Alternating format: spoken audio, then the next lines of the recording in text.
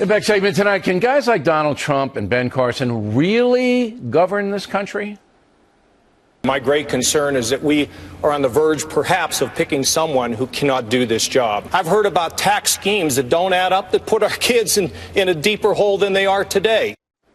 Joining us now from Denver is Dr. Ben Carson. Before we get to policy, you held a press conference. You want to change the format of the debate. Just briefly tell us what your vision is there.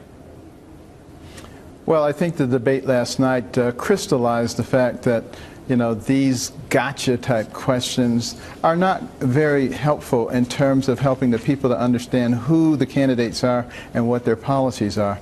And so I've asked my staff to reach out to all the staffs of all the other candidates, and let's talk about a different type of format, perhaps something where you have 2, 3, 4, 5 minutes to talk about your policies, about your tax policies, about other kinds of things, and then be questioned about them.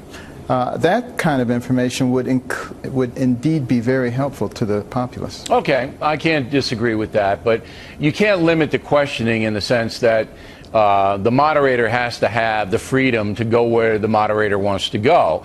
Now, that being said, the whole country knows a liberal bias shown on CNBC, and particularly when you put it into context of what happened on CNN with the Democratic debate. I mean, it's like two different planets. So now everybody knows. Exactly. There's no, it's beyond a reasonable doubt. But the Republican Party put you guys on that stage. They didn't have to okay a CNBC debate, did they? Well, fortunately, this was so bad that I think even the RNC will recognize that that was a mistake, and maybe we need to be looking for a better way to do this, a way that will advantage us rather than advantaging the other party. Okay. What was the tipping point for you in the debate last night where you just went, this is absurd? What was that? Well, I think it was the launch of the cruise missile. when Senator Cruz, really chastised them and, specifically pointed out what they were doing to each one of the candidates. Brilliant move. I think that was very telling. Yeah, it was a brilliant move. And I think, that, I agree with you that everything kind of ground to a halt then. Now, I've been looking at your tax plan, your flat tax plan. And look, I want smaller government. I want more money in the pockets of American workers very, very badly. But your plan's not going to work unless you raise it up to 22%. That you get it at 15, you've got to be 22, because we have commitments to the military, we have commitments to infrastructure, we have commitments to Social Security, Medicare that the government has botched for centuries. For decades. It has to be 22 or something. Well, actually, if you look at the amount of taxable income, it's going to be right around 18 trillion.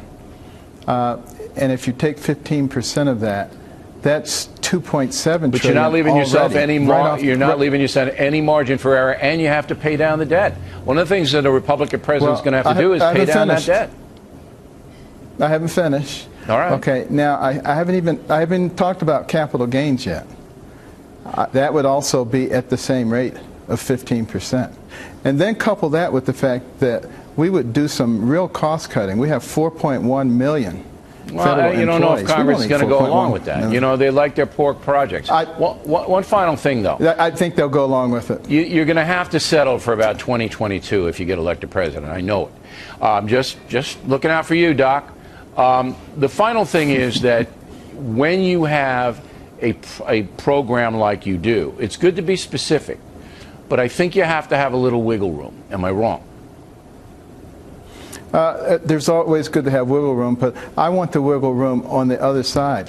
When you see all the things that we're going to be altering in order to create efficiency, because there is massive inefficiency in the 645 government agencies and sub-agencies.